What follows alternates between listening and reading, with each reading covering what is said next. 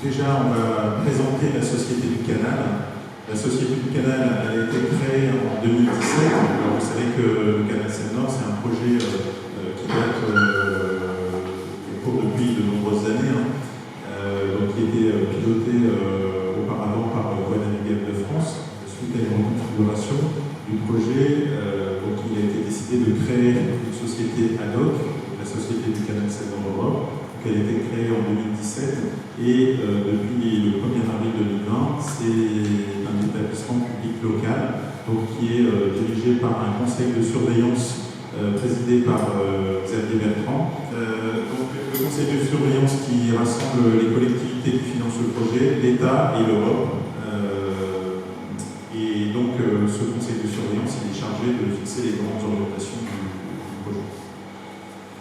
Alors, nos missions principales, c'est de piloter les études et la concertation avec les parties prenantes. C'est de préparer également les dossiers administratifs, donc d'autorisation environnementale notamment, et la passation des marchés qui vont permettre la réalisation du projet. Évidemment, de construire, de réaliser le projet, et une mission également d'encourager le développement autour de ce projet, le développement économique. Alors on a 4 priorités d'action. C'est évidemment la sécurité, donc c'est un grand chantier qui va mobiliser beaucoup de monde, qui présente évidemment des risques associés.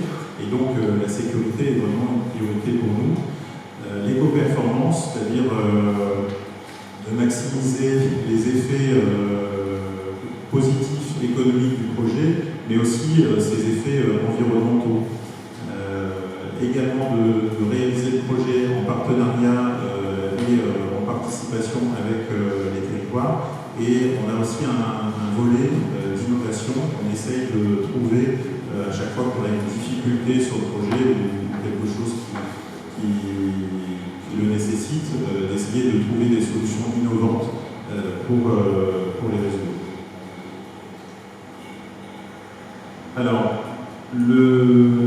les caractéristiques du canal, alors on présente souvent cette diapo pour vous montrer la différence qu'il y a entre le canal du Nord actuel et le canal Seine-Nord, parce qu'on pourrait se dire pourquoi construire un canal à côté d'un canal qui existe déjà. Donc, le canal du Nord, donc, il présente une largeur d'à peu près 30 mètres, une profondeur de 3 mètres de tirant d'eau.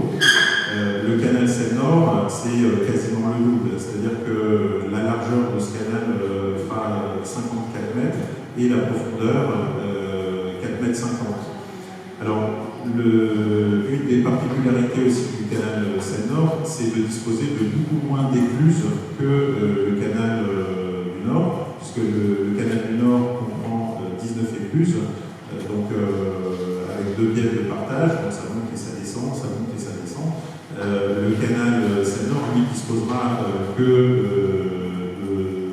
de 6 écluses, enfin de 7 au total, mais sur la partie neuve, le secteur de 3-4, uniquement 6 écluses. Alors ces écluses, elles ont aussi la particularité d'être 2 fois plus grandes que le canal du Nord, puisque le canal du Nord aujourd'hui, ces écluses, elles font à peu près 90 mètres de longueur. Là, on aura des écluses de 195 mètres. Alors, ces dimensions, elles permettent de faire passer des bateaux qui sont évidemment les mêmes que ceux qui existent déjà sur le canal du Nord, mais aussi des bateaux beaucoup plus grands et beaucoup plus performants, puisque on voit ici sur cette diapo les caractéristiques des automoteurs type Renan, donc qui ont une capacité d'emport de 1350 tonnes, et également d'autres bateaux, donc Renan qui ont des capacités d'emport jusqu'à 4000 tonnes, qui représentent à peu près 50 à 120 camions en une seule unité de transport. Donc on voit toute l'efficacité de ce type de transport. Alors sur les perspectives de développement du transport fluvial, évidemment évidemment, le canal Seine-Nord, c'est un maillon d'un réseau plus vaste, donc le réseau du Nord-Pas-de-Calais, mais aussi le bassin de la Seine. Et donc, on attend de la création du canal Seine-Nord non seulement un trafic accru sur son parcours, mais également un effet de réseau avec des augmentations de trafic au nord et au sud. Et donc, ces augmentations de trafic, elles ont été estimées par des études de trafic. Donc, globalement, à l'échelle de la division Seine-Escaut, c'est à peu près 25%, mais on voit que axe par axe, ces augmentations, elles peuvent être variables. Sur la partie qui vous intéresse, l'Escaut, c'est à peu près 40% de trafic en plus. Alors, où va passer le canal Seine-Nord? Donc, le canal, alors là, c'est une version très schématisée, on vous présentera ensuite le tracé un petit peu plus en détail. Donc, le canal part de Compiègne, donc il rejoint l'Oise à Compiègne. On a une première écluse. Donc il y a une première écluse ici à Montmac, qui est la plus petite écluse de hauteur de chute, c'est 7 mètres je crois, et donc qui permet de connecter l'Oise avec le premier bief du canal Seine-Nord. Ensuite on a une écluse à Noyon,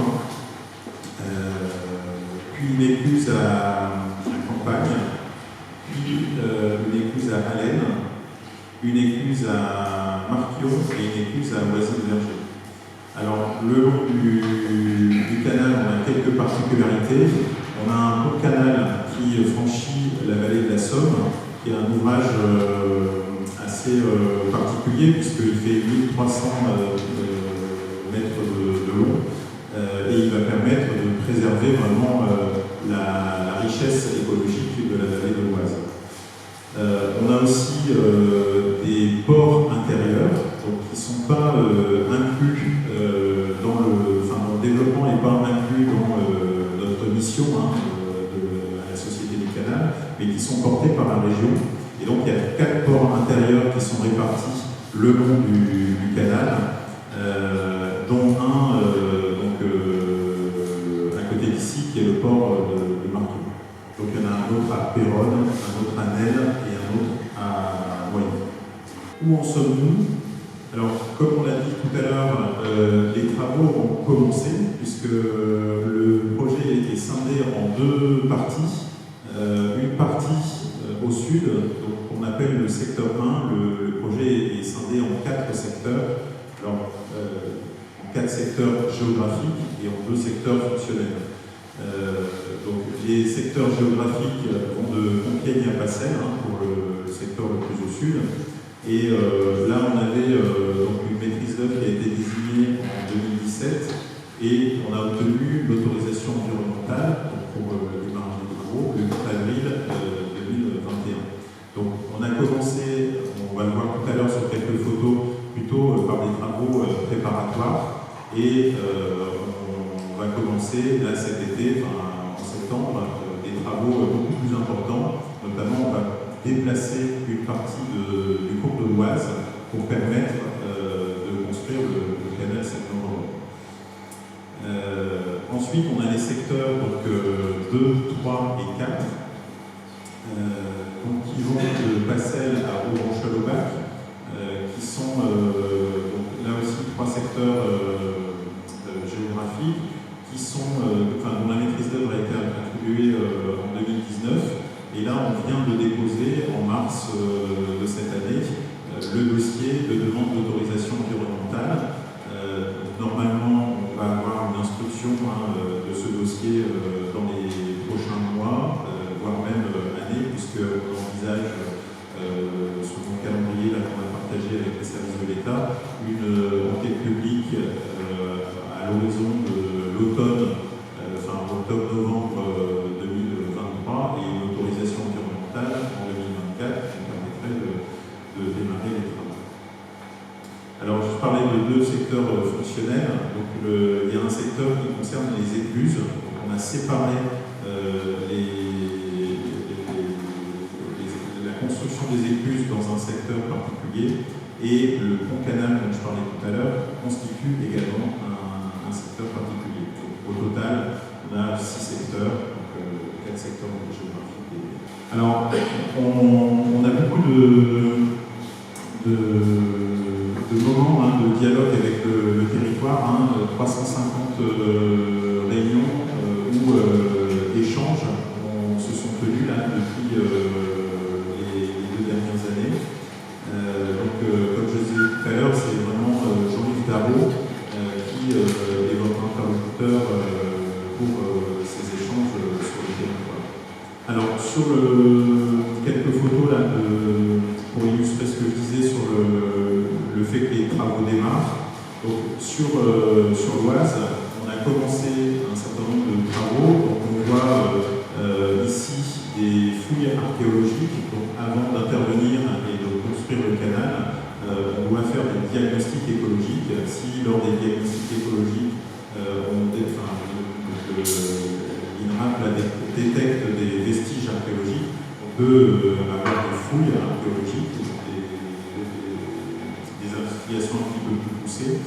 On a également procédé à un certain nombre de panneautage sur la vallée de l'Oise, et également la mise en place de signalisation de type environnemental pour préserver les sites à enjeu. On a posé également des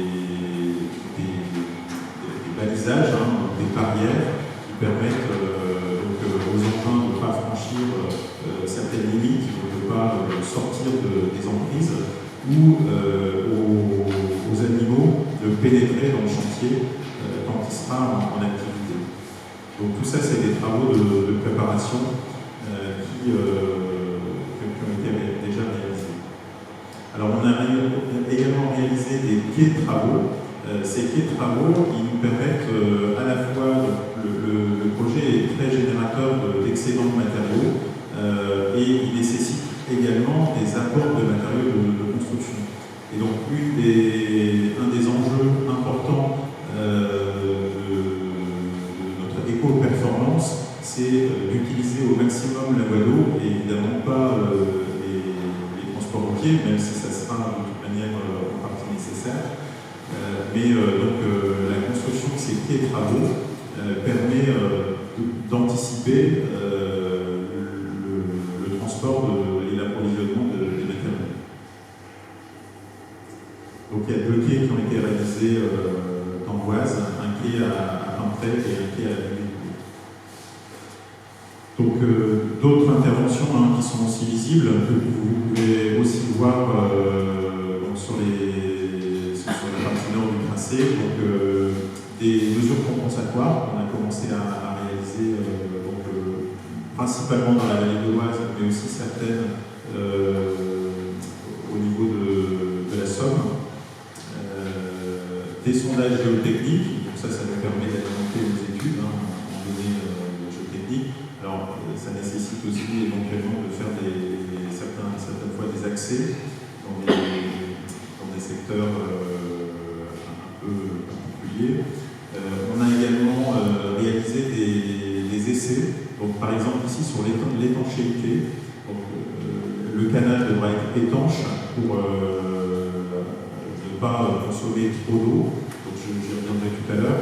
Et donc pour vérifier que les modalités de mise en œuvre de ces étanchéités sont possibles, réalisables, voir quel type de performance on obtient avec quelle technique. On a fait un certain nombre de planches d'essai qui nous permettent d'avoir un premier retour d'expérience sur ces éléments. Dans la Pointe-en-Brésil, le secteur qui nous intéresse plus particulièrement, donc le tracé c'est 28 km, donc ça va de Riaucourt au Grand-Chalobac. Il y a 12 communes traversées. On a des 15 établissements routiers, dont 2 autoroutes. On a également des terrains de dépôt définitifs, donc 7 au total. Des écluses, donc 2 grandes écluses, qui sont celles de Marc-en-Bourlon et Loisy-Verger. 2 quais, donc à Grincourt et à Marquion, donc au port intérieur.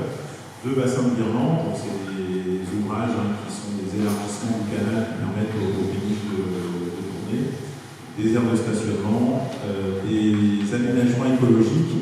Donc j'y reviendrai tout à l'heure, mais on a plusieurs particularités, donc des annexes hydrauliques ou des berges lagunées qui permettent de créer une sorte de poumon écologique sur le canal, et des ouvrages donc pour la faune, un passage en faune notamment à Army. Alors, concernant l'alimentation en eau du projet, alors la source d'alimentation unique du projet, c'est l'Oise. Donc, on a prévu un prélèvement, on a estimé un prélèvement d'à peu près 1,2 m3 par seconde. Ce prélèvement, il sert à compenser les pertes par infiltration. Donc, je disais tout à l'heure que le canal est étanche. En fait, il n'est pas étanche, il est imperméable. Il présente une certaine perméabilité, même si cette perméabilité est très faible. Et donc, on a toujours, à l'échelle du canal, une certaine infiltration de l'eau, donc qui est estimée à peu près à la moitié de ces 1,2 m3 par seconde. On a également de l'évaporation en période estivale et on s'est pris également une marge de sécurité en cas d'aléa. Alors, l'Oise est un grand cours d'eau, il est disponible la plupart du temps, sauf que dans certains cas, donc, lors d'étiage sévère, on peut difficilement prélever dans l'Oise sans avoir des impacts importants. Et donc, pour s'affranchir de ces prélèvements lors de ces périodes un peu sensibles pour l'Oise, on a prévu dans le projet de créer une retenue, donc une retenue d'eau, qui fait à peu près 14 millions de mètres cubes, qui est située ici, à Allen, et qui permet de stocker de l'eau en hiver et de la restituer en été quand l'Oise ne permet pas de prélèvement. Alors, on n'a pas prévu d'autres prélèvements, c'est important de le dire, ni dans les nappes phréatiques, ni dans les autres cours d'eau, ni dans les autres canaux. L'alimentation en eau du canal, elle est prévue de manière indépendante à l'alimentation en eau du réseau navigable existant. C'est-à-dire que, y compris le canal du Nord, pourra continuer de fonctionner, enfin pourrait continuer de fonctionner, même avec ce prélèvement. Il y a une partie du canal du Nord qui est comblée, mais certaines parties donc, sont soit maintenues en navigation, soit maintenues en eau, donc sans navigation. C'est le cas de la partie entre Brincourt et Marquion. Et entre Marquion et puis le canal de la Sensée, on a donc un maintien en navigation pour permettre un accès au port de Marquion. Alors, sur les mesures concernant le schéma d'alimentation en eau, il y a vraiment deux caractéristiques à retenir. La première, c'est la conception des écluses. Alors, évidemment, c'est des écluses qui sont très hautes et à chaque fois qu'un bateau passe, elle représente un volume d'eau qui est extrêmement conséquent.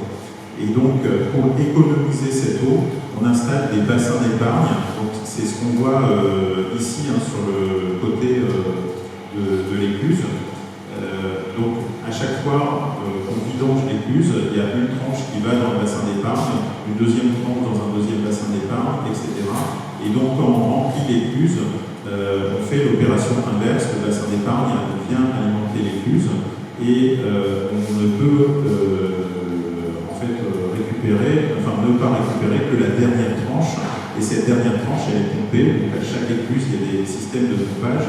Et donc l'intégralité des éclusés, l'intégralité du passage du volume que représente un passage de bateau est complètement neutre pour l'alimentation du canal, soit parce qu'elle est épargnée avec les bassins d'épargne, soit parce qu'elle est recoupée à chaque éclusée. Donc ça, c'est le premier dispositif important. Et donc le canal, finalement, la Et le deuxième dispositif, c'est l'étanchéité, dont je parlais tout à l'heure. Donc, la quasi-totalité du canal est étanche. Donc, il y a deux exceptions. Quand le canal est en équilibre avec la nappe, il n'y a pas de risque d'infiltration. Et donc, ça ne sert à rien de le rendre étanche dans ces parties-là.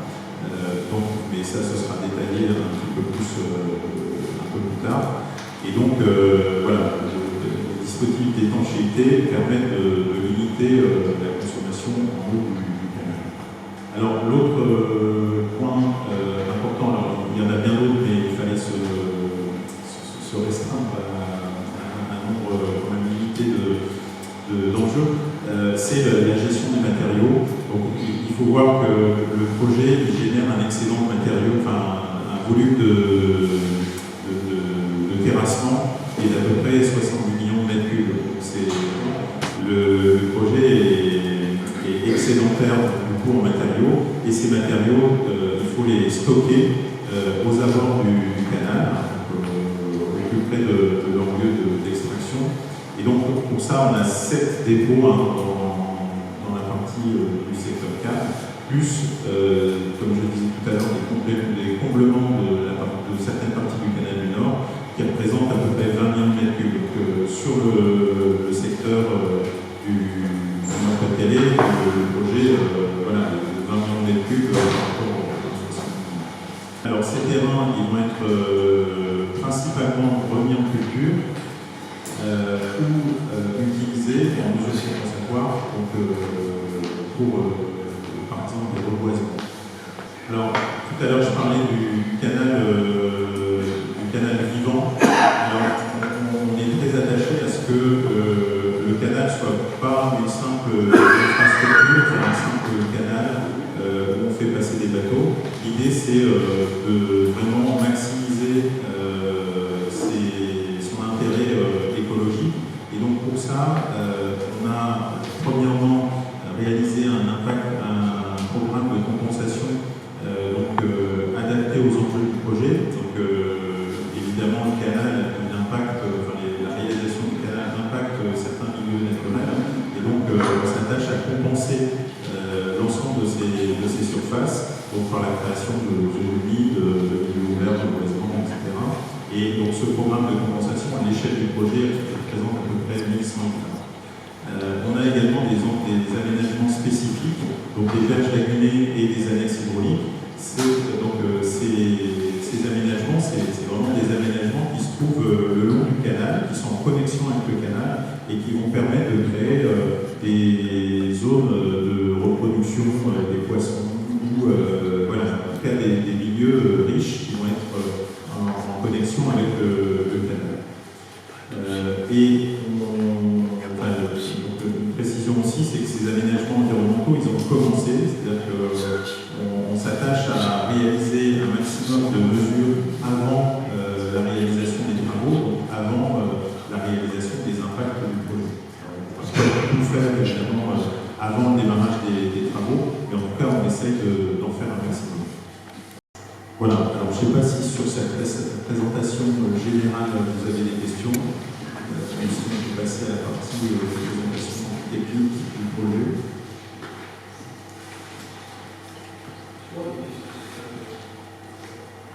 Alors, il peut y en avoir, c'est-à-dire qu'il y a un dispositif adossé au projet qui sont les contrats territoriaux de développement. Donc, il y a justement ces rencontres dont on parlait tout à l'heure, permettent de mettre au point ces contrats territoriaux. Et donc, à chaque fois qu'on pourra se mettre d'accord avec une collectivité ou des collectivités sur la réalisation d'aménagements cyclables, par exemple, on peut l'intégrer au projet. Par contre, aujourd'hui, ce n'est pas des éléments qui sont financés de base. Donc, ce n'est pas dans notre programme et dans notre budget. Par contre, c'est tout à fait possible d'en discuter et de les intégrer.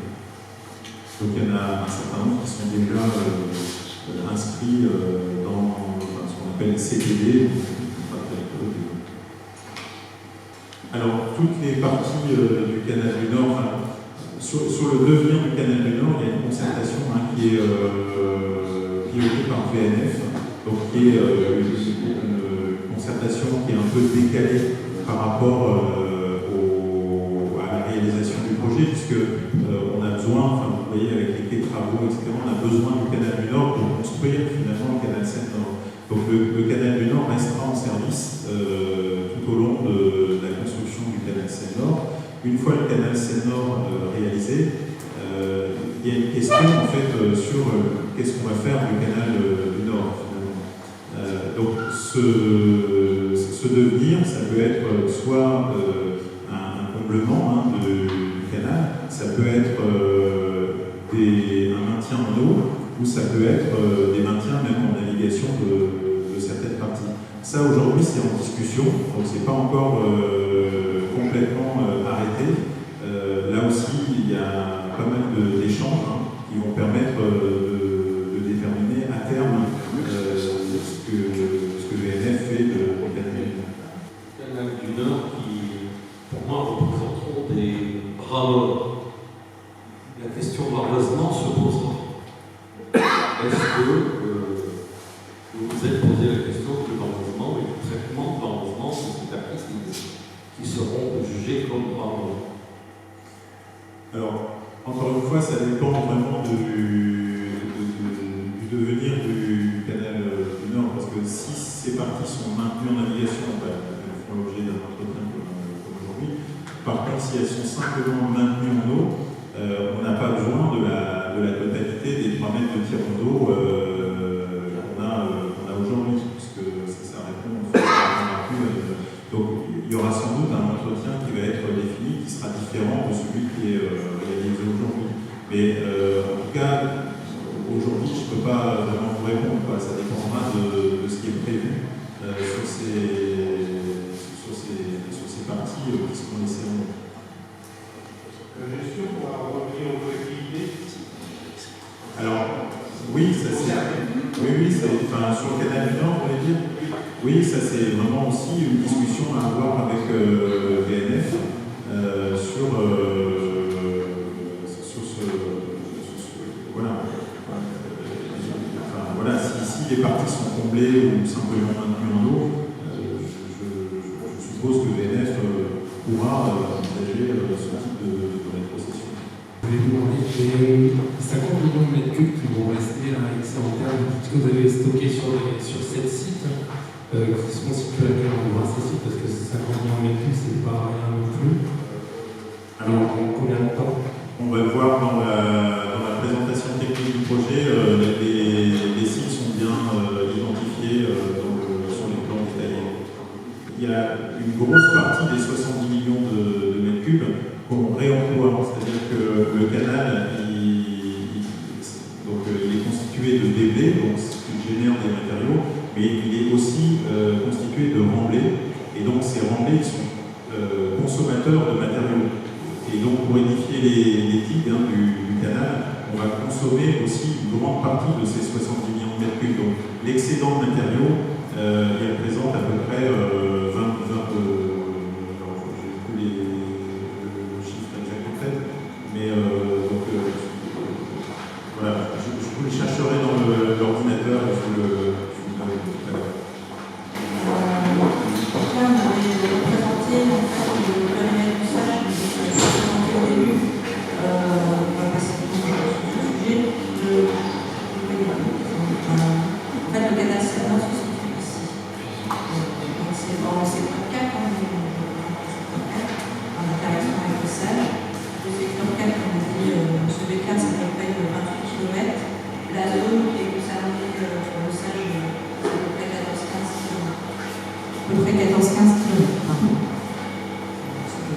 Voilà. Donc là, c'est par rapport au niveau topographique du secteur, la véritable interaction, c'est avec le canal du Nord, le secteur 4, qui est le secteur concerné. Donc là, c'est une présentation du tracé du canal, donc sur le secteur du Sage. Donc le secteur 4 là, commence juste au niveau du Pas-de-Calais, donc juste au nord des Tripaux-Marencourt, on commence à Ypres. Donc on peut considérer que sur cette zone, il y a à peu près 3 secteurs qui se distinguent. Donc à peu près sur 5 km, on a ce secteur ici qu'on appelle la tranchée d'Ytre. Donc c'est une zone qui est en très fort débit, jusqu'à 48 mètres de profondeur.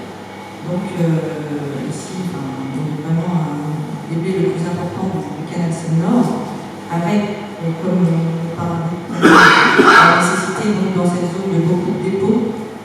Donc ça représente à peu près 14 millions d'excédents dans cette zone de la tranchée d'Ytre.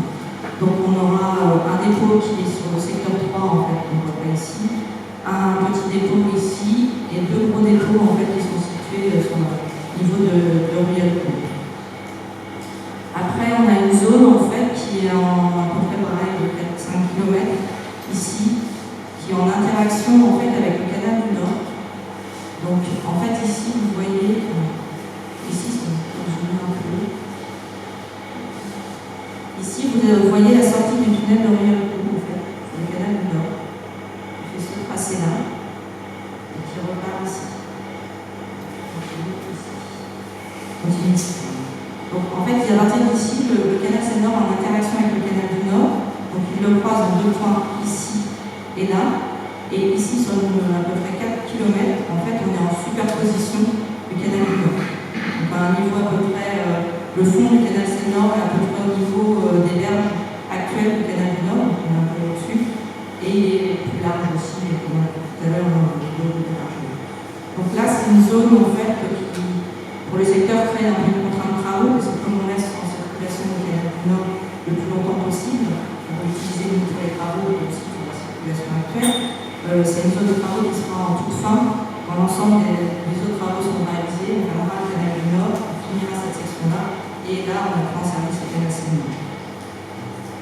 Après, ici, on sort du canal du Nord. Donc là, ici, vous voyez en vert, en fait, c'est la zone du canal du Nord qui va être comblée. Et le canal Seine-Nord, ici, se détache du canal du Nord.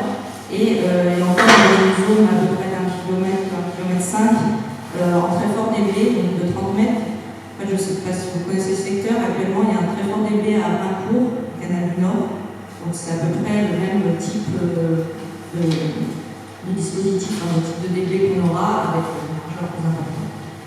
Et après on arrive à un niveau, à peu près une zone, à peu près un niveau à petit débit, grand anglais, voilà, jusqu'à à peu près. Voilà, donc là, en fait, c'est une zone qui est à peu près à niveau, jusqu'à le secteur du Sage, qui est à peu près jusqu'à ici, la RD 930. Donc, ici, donc, il y a des débits navals courts qui génèrent aussi pas mal d'excédents de matériaux. Donc, il y aura un dépôt ici, il y aura des zones de dépôt situées entre le canal Seine-Nord et le canal du Nord, et il y aura tout le comblement du canal du Nord, donc au sud de l'éclipse, jusqu'au tunnel de Ruelle-Cour. Hormis la zone de superposition, ça représente à peu près 3,5 millions de cubes de comblement du canal du Nord. Et après, au nord du canal du Nord, c'est la section qui reste en eau ou en cours de concertation avec l'ENF, jusqu'à l'écluse 2 du port de Marpion, et ce sera navigable en essentiel pour le voilà, globalement, une présentation rapide. Après, on a les rétablissements voirie, donc on a le rétablissement de l'autoroute A2, et des rétablissements de différentes RD, donc la RD7E, la RD7, la RD7 Dernier, la RD15, RD 930, RD5, globalement. Voilà, avec des ponts de différents types selon les sections. Après, il y a la caractéristique d'un passage grande foule en fait sur le secteur, mais ça, je laisserai revenir par rapport plus dans la partie environnement. Voilà, globalement, la présentation du secteur. Je pense que vous avez d'autres questions sur ce sujet. Donc ça, c'est quelques zooms sur le secteur, s'il y a besoin par la suite de revenir. Le canal, en fait, il se trouve de l'autre côté des marais de la Sensée. Je parlais du lac Pénichon, donc ça se trouve de l'autre côté, le canal vient se connecter de l'autre côté. En fait, il y a un ouvrage d'alimentation du canal du Nord, pour la partie qui reste en eau, qui se situe à peu près ici. En fait, le canal Seine-Nord, il y a un prélèvement de genre 25 mètres cubes par seconde du canal Seine-Nord vers le canal du Nord pour alimenter en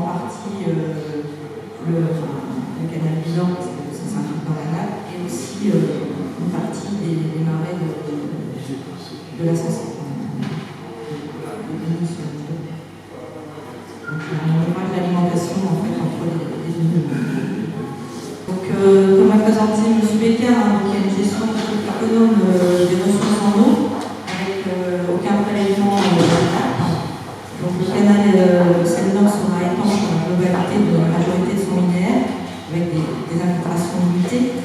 Il y a un prélèvement qui se fait directement dans l'Oise en période normale ou par le bassin Bouette en période d'étiage sévère. Et les ressources en eau du coup souterraines ne sont pas affectées par le projet.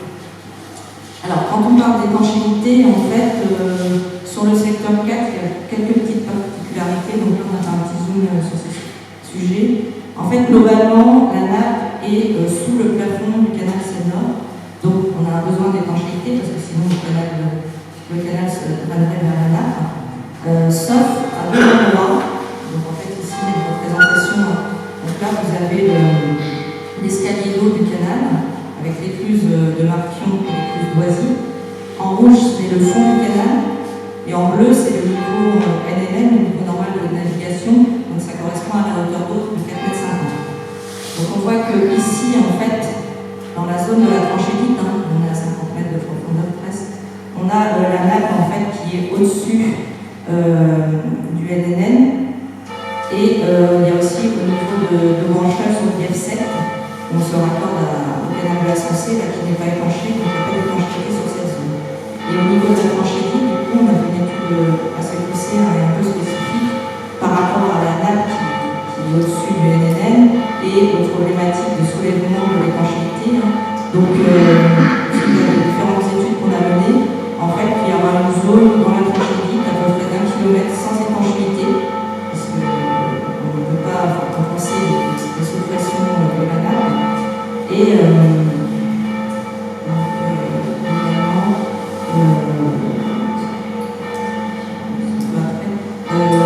voilà, en fait, globalement, sur la zone, en fait, ici, vous avez la zone de la tranchée dite.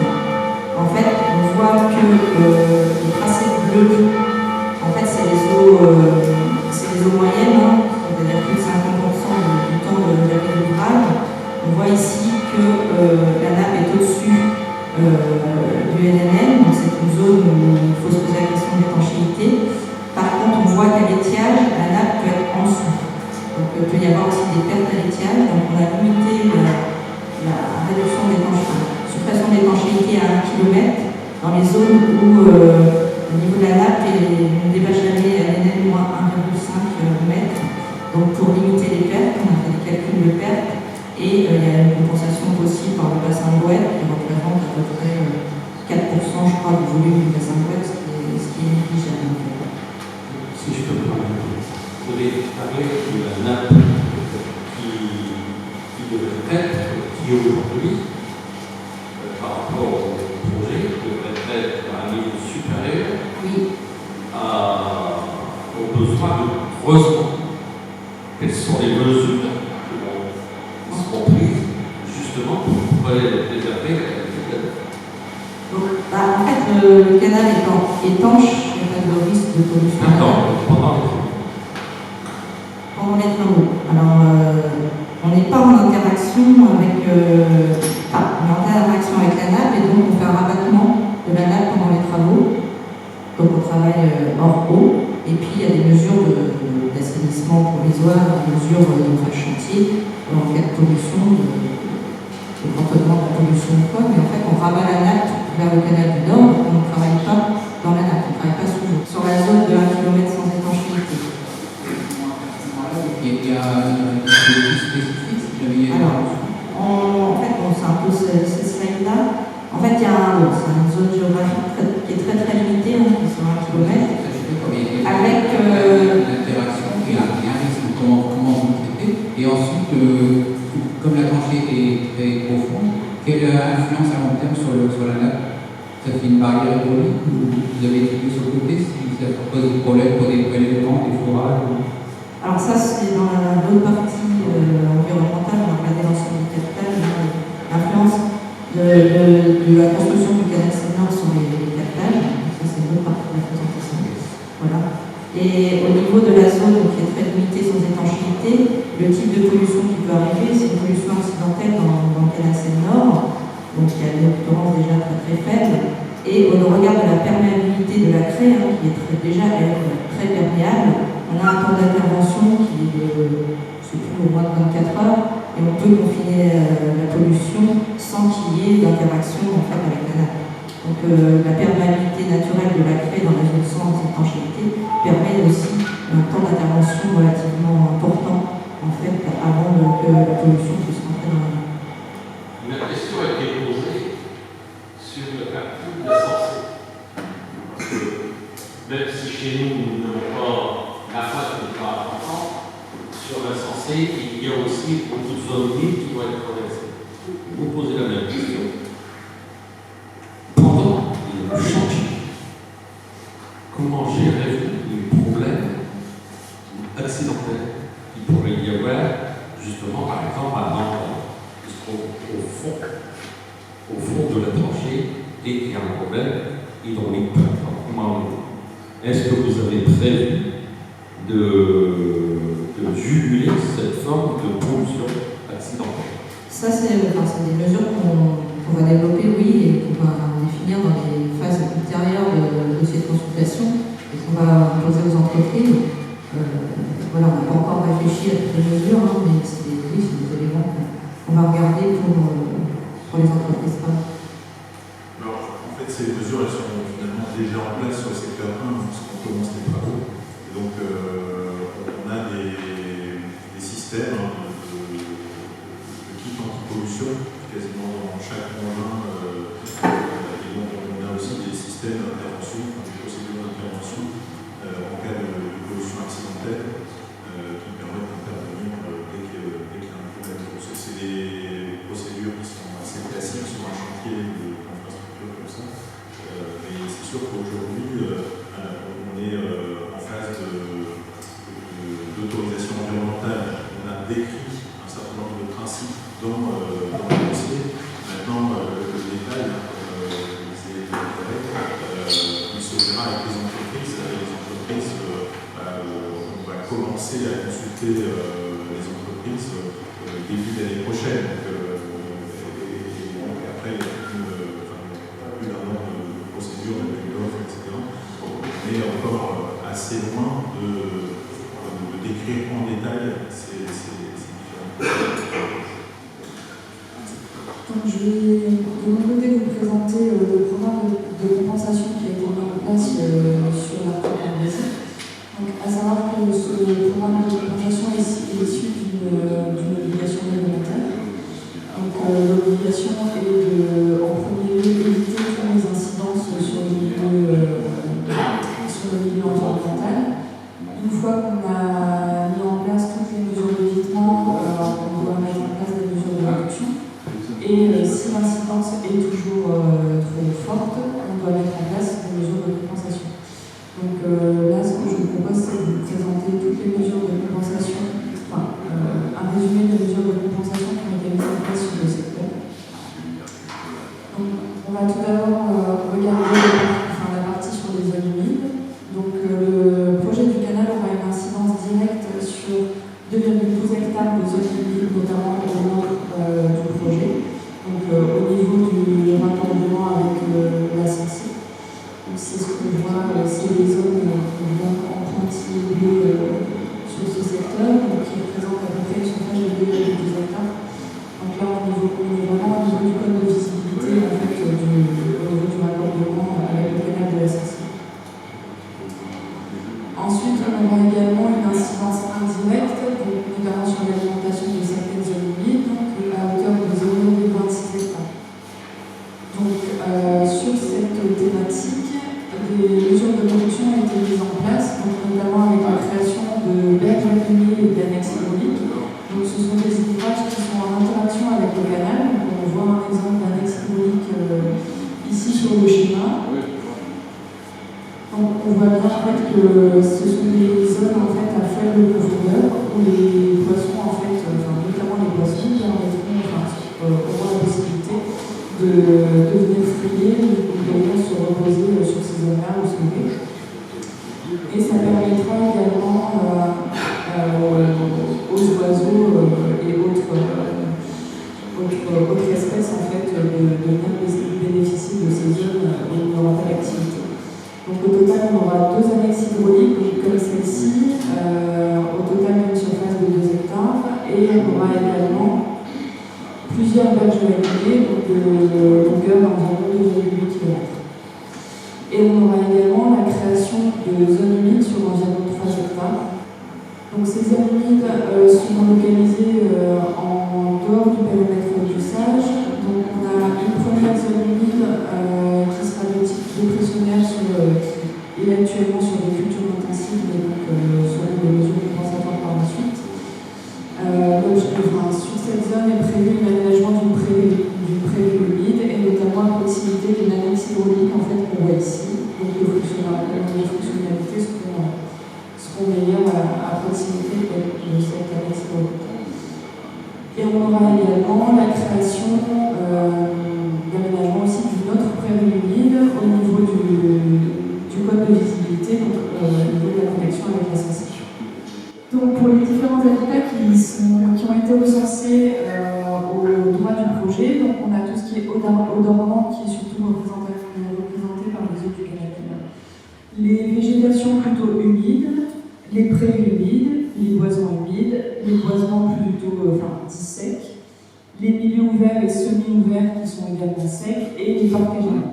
On a au centre du tableau le bilan des surfaces, le bilan de compensation en fait, et on voit en fait s'il est positif ou négatif. Donc on peut voir que sur les eaux dormantes, avec dans la première colonne on a tout ce qui est bilan en surface en hectares, et la troisième colonne on a un bilan qui est également en hectares mais sur lequel on a un ratio de compensation qui a été mis en place, donc on est souvent sur des surfaces plus élevées à compenser. Donc en ce qui concerne les eaux dormantes, on voit qu'on est légèrement négatif de 0,4 hectares, et à savoir que donc, ce déficit sera couvert par la création des annexes hydrauliques et des berges lagunées qui sont présentes le long du tracé. En ce qui concerne les végétations humides, on est à une surface négative de moins 1 hectare, et là, cette surface est également couverte par la création d'annexes hydrauliques et de berges lagunées le long du canal. En ce qui concerne les prairies humides, quand on fait le rapport entre les surfaces qu'on impacte et les surfaces qu'on vient recréer, on a une plus-value de 6,2 hectares sur l'ensemble de notre secteur. En ce qui concerne les boisements humides, on a un déficit de 11 hectares, mais qui est compensé au global en fait, par les autres secteurs du canal. Donc ce n'est pas compensé sur notre secteur, mais à proximité, notamment sur le secteur 3. Pour ce qui concerne les boisements secs, là on a une plus-value de plus de 245 hectares sur notre secteur, donc, ce qui est assez important au niveau de notre compensation. Et pour tout ce qui est plutôt milieu ouvert et semi-ouvert, on a aussi une plus-value de 50 hectares sur notre secteur. Et en ce qui concerne les parcs et jardins, sur cette dénomination, on n'a pas de compensation spécifique, on a un déficit de 6 hectares, mais on a une compensation en fait dite indirecte par les aménagements paysagers qui sont proposés sur le projet. Donc on a réalisé une étude hydrogéologique en fait, qui nous a permis de regarder l'incidence qu'on va avoir sur les captages, donc tout type de captage, et là on fait un focus sur les captages de potable. 5 sont concernés, donc 3 qui sont sur le périmètre du sage de l'ESCO. Donc on a un captage qui est situé à Hermie, un captage à Arco des Amarco, un à Amarco, un autre à Sochi-Despré et le 5e à Rosemont. Donc aujourd'hui je vais vous présenter uniquement ceux qui sont sur le sage de votre territoire.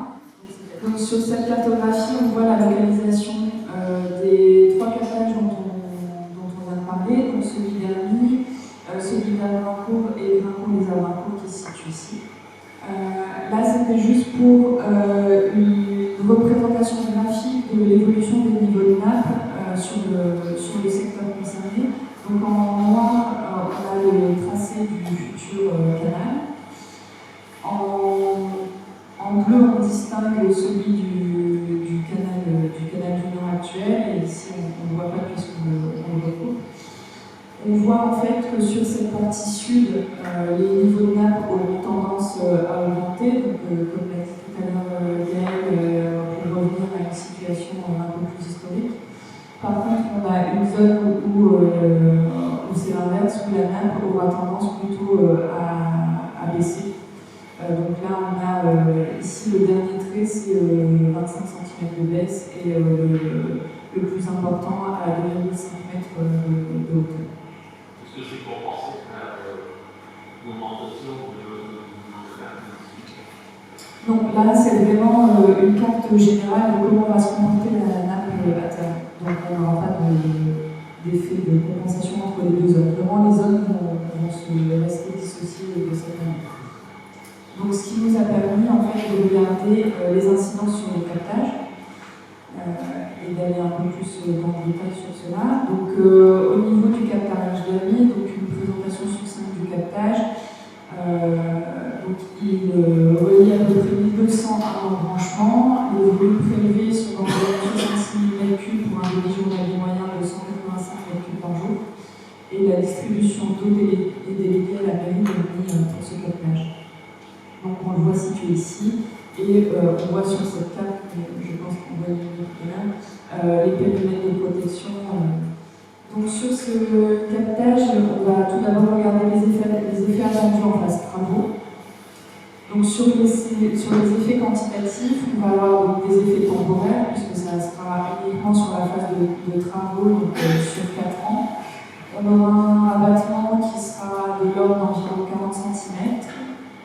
Et donc à noter que sur ce captage, la pompe est située entre 58 et 59 mètres de profondeur, et sachant qu'on a un niveau dynamique un niveau d'eau de 55 mètres dans ce captage, la baisse de 40 cm environ n'influencera pas le fonctionnement de ce captage. Pour la partie qualitative et notamment pour le risque de pollution chimique particulière pendant les phases de travaux, peuvent avoir une influence donc, sur cette zone-là, en tout cas sur les périmètres éloignés. On a en travaux le comblement du canal du Nord, on a la création d'une annexe hydraulique sur cette partie-là, et également par la suite la création d'un boisement sec et le terrassement du bief. Donc les mesures envisagées pour vérifier en fait le non-incidence sur ce captage-là, on va placer un piézomètre d'alerte en fait entre le captage ce captage-là et le canal, et les travaux du canal, en fait, de manière à suivre l'évolution de la qualité de l'eau souterraine et alerter suffisamment tôt en fait, en cas de pollution qu'on verrait sur les piézomètres d'alerte. On aura également ce dont on a parlé tout à l'heure, des mesures générales en phase chantier, donc c'est plutôt des mesures préventives ou curatives, et notamment par exemple sur la gestion des engins de chantier ou l'équipe anti-pollution qu'on peut trouver à l'intérieur de ces engins. Et également, donc, à savoir que les travaux de terrassement de la crée s'opéreront en situation de nappe rabattue, donc on travaillera à sec, donc on n'aura pas d'interaction directe avec la nappe en phase chantier. On a également un sujet de qualité des sédiments actuels qui sont présents au niveau du canal du Nord, donc à savoir que ces sédiments seront extraits et stockés en dehors des emprises du périmètre de ce captage pour pas avoir d'incidence en cas de pollution de ce site. Donc ça c'était pour la phase travaux. En phase exploitation, donc un peu la même présentation.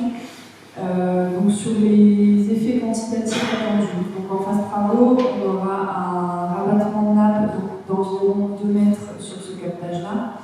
Donc on a toujours les mêmes caractéristiques avec une pompe entre 58 et 59 mètres de profondeur et un niveau de nappe actuel de 55 mètres. Notre conclusion étant qu'on n'influencera pas le fonctionnement de ce piézomètre, même avec une baisse de 2 mètres sur ce piézomètre, puisque la pompe est située plus en profondeur.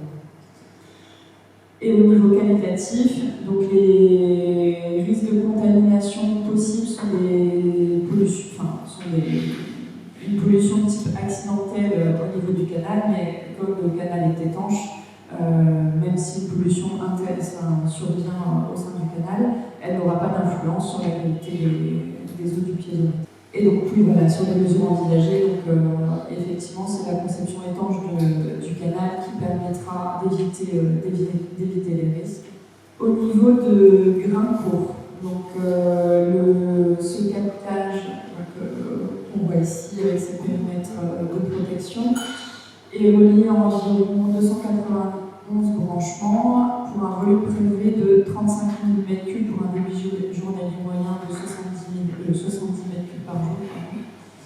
Et la distribution d'eau est déléguée à Nouvelle. Donc sur les incidences en phase travaux, au niveau quantitatif, ce captage est en dehors en fait, des évolutions du niveau de nappe, donc on n'aura pas d'incidence en tout cas du niveau de la nappe sur ce captage. Au niveau qualitatif, on reste sur les mêmes risques que le captage précédent, pour des risques de pollution chimique particulière en phase travaux. Étant donné qu'on a dans son périmètre le terrassement pour le rétablissement de la RD15 et la création du canal Seine-Nord, et une zone de dépôt provisoire sur cette zone-là. Et donc les mesures envisagées, c'est toujours la mise en place d'un piézomètre d'alerte entre le canal et le piézomètre concerné, de manière à suivre l'évolution de la qualité de l'eau souterraine et à alerter suffisamment tôt en cas de pollution.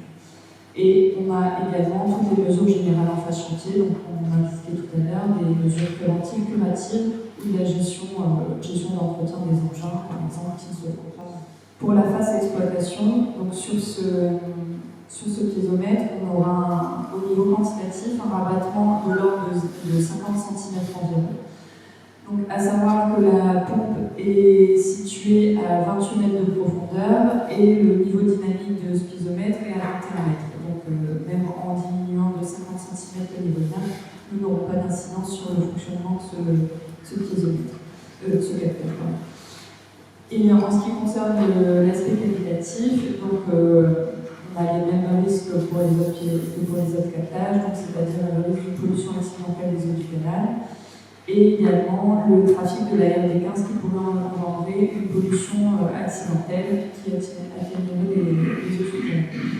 À savoir que les mesures envisagées face à ces risques sont notamment au niveau de la RD15, on a tout le système d'assainissement de la route qui permettra en fait de collecter en cas de pollution les eaux en dehors de ces périmètres de captage pour ensuite venir les traiter.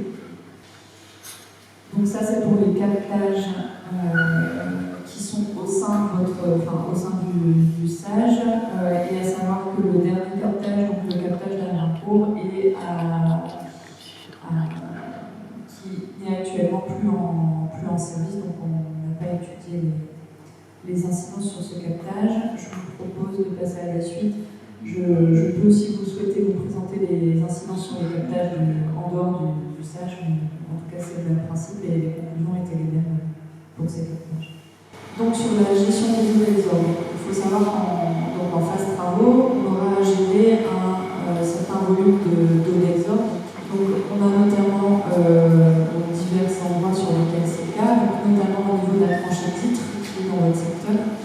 Donc sur ce secteur, toutes les eaux pompées de la nappe seront rejetées dans le canal du Nord, donc actuel, donc soit au sud, soit au nord, en fonction de la localisation sur laquelle on sera, au sud ou au nord du tunnel de Briancourt. Mais en tout cas, toutes les eaux pompées de la nappe seront rejetées dans le canal du Nord actuel.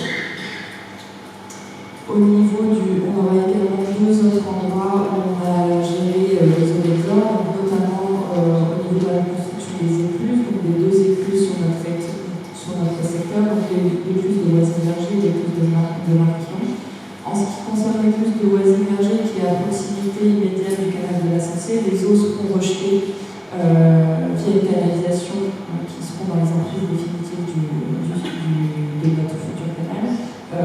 Seront rejetés dans le canal de la Sensée, qui sera à proximité.